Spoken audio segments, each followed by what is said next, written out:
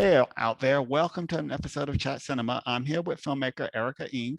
She just made a great short film called Americanized, and I screened it at the Bentonville Film Festival. And of course, it's going to be a Q&A. We're going to talk about her short film, and hopefully it will get an Oscar nomination this year. All right, so tell me, I'm going to be honest with you. I got a little confused about something because I thought in modern times, it's a movie about identity and the lead character has a foot in two worlds, and she's not really accepted in either. But I thought this generation was all about identity and accepting identity.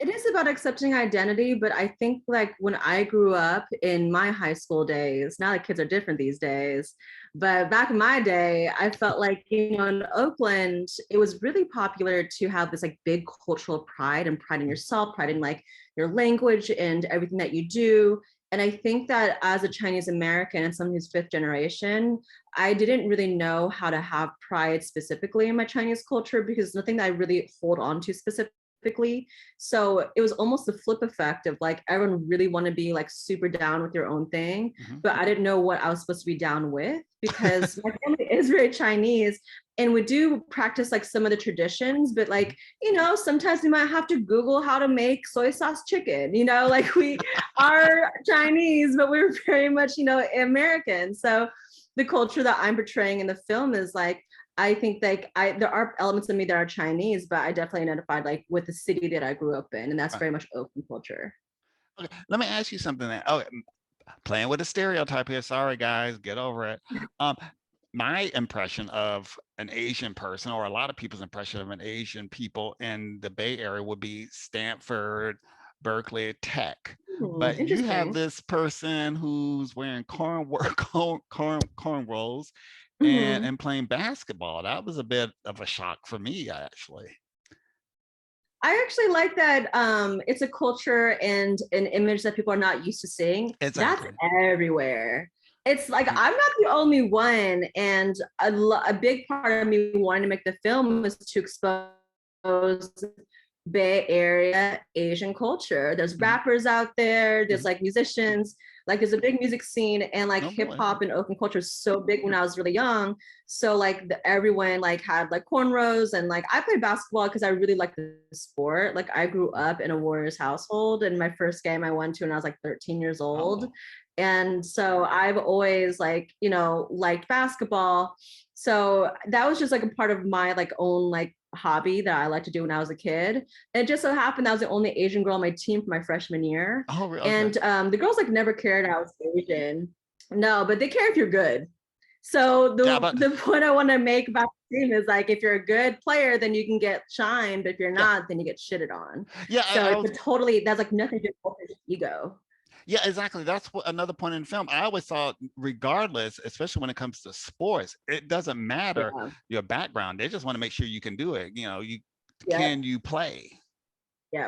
Yeah, it's a big part of that culture. So basketball has its own culture too. And I played the Asian League. So I played on the Asian League. I was still shitted on the Asian Leagues because I was a benchwarmer on the shit because they were so good. And so I think it's great that I'm shedding a light on a specific community that not many people are used to or seeing. But I also want to showcase like that is Asians in the Bay, and we are all pretty much like that. And there's just diversity within the Asian American community. Some are the Stanford Berkeleys, some are like hip hop MCs, and some are like really shy. Like we're so different. So I like that it shows all the different colors of Asian Americans. And that's really good. She just froze up on us, guys. Hopefully she'll come back. Oh no! Okay, that's really. She's here. That's good. Yeah. Okay, let's talk about film now. Why did you want to become a filmmaker? Which is a standard question because we all. Film is so expressive. And once you get caught up in it, it's like, wow, that's the world I want to be in. So tell us what's your story? Was there a movie, an actor, an actress, or something? The really short answer for that is I wasn't the best student and I loved watching TV. And I like all kids, we all want to just watch TV.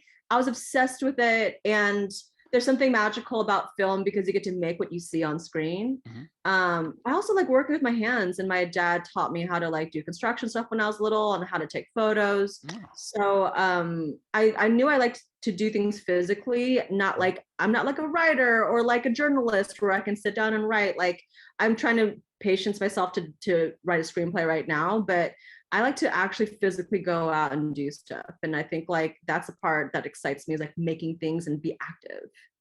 Now, because I looked over your photos and I did see a theme. I saw a lot of sports in your photos. For example, I saw a lot of, so I guess you're really attracted to sports. I do like sports, yes. Look, well, you're on the basketball team, of course, but Yeah, I was on the basketball team, and I posted a couple of my old vintage photos of, like from high school, like when we were getting ready and before the games or after the games. So I have a couple of like team photos that I posted for the film, mhm. so to show the comparison of like what the team looked like and what I looked like, and then the character. Oh, fantastic. All right, so back to film. Now, you didn't go to film school, right? Did you decided to go the route of going straight into the industry? I actually did go to film school. Oh, okay. So I started making films when I was 16. I made my first short film, and that got into festivals. And I Right. won $5,000 by winning the Golden Gate Award at San Francisco International Film Festival. I know that So when I was a festival. teenager, yeah, I bought all my equipment and was shooting around the Bay Area. So by the time I graduated, Okay. I knew I wanted to go into filmmaking. So I went to SF State for cinema, Oh, and I okay. was studying photography while I was shooting like hip hop shows and music videos and I like, saw those. you know, music documentaries, like MTV type documentaries. Like I wanted to be like a music video director. So I was kind of trying to build my reel as I was studying. And so I moved to LA after college and Right. to really just get a hold of the industry. Oh, okay. I'm sorry about that. 'Cause I was looking, I was like, okay, film school. I'm like, okay, but congratulations on that. Because I did see some of your commercials. I love the one you did for the Chinese food restaurant. That was very touching. I like that one a lot. How did you come up with that one? Oh, thank you so much for Panda Express. Yeah, Panda Express. Well, so for Panda Express, yeah, I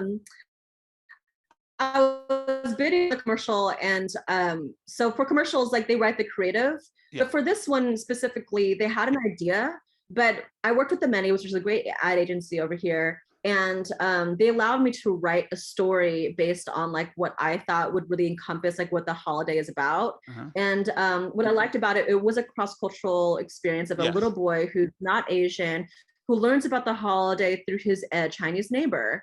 And what I liked about it is, as a fifth generation Chinese American, there are certain things I'm always learning about the new year because I didn't grow up with like very traditional family. So we do like, again, like research and like, you know, try to learn more about it. So I get to also be surprised too, just like our main character. And so I wrote a story based on like what I think would be exciting, and we shot it. And it's like, yeah, it's a really cute, like 2-minute short film. I liked it. I actually liked the I liked the line. Plus, I know Panda Express, but it was really, really nice. It was very touching, actually. Now, okay, back to identities, but that commercial also was about identity, and your work seems to Mhm. be, is your work really centered around identity? Is that a central theme?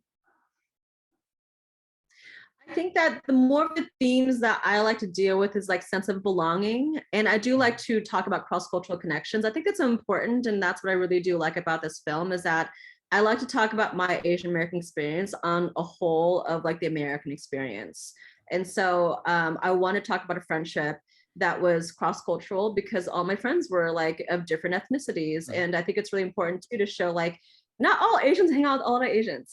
Like we have friends of like all different groups, and my friends was all mixed. And so like, yeah, like I have friends who are black or white or Hispanic. So it's like, it's, you know, I like that it shows that like this connection, this friendship. And I think it's important too to also unite us too, like as people of color. Oh, well, thank you for that one. Okay, last question. What are your future plans? You Sure. told me you're writing a screenplay. Are Yeah. you going to make the jump to big features? I mean, is there big studio picture in your near future?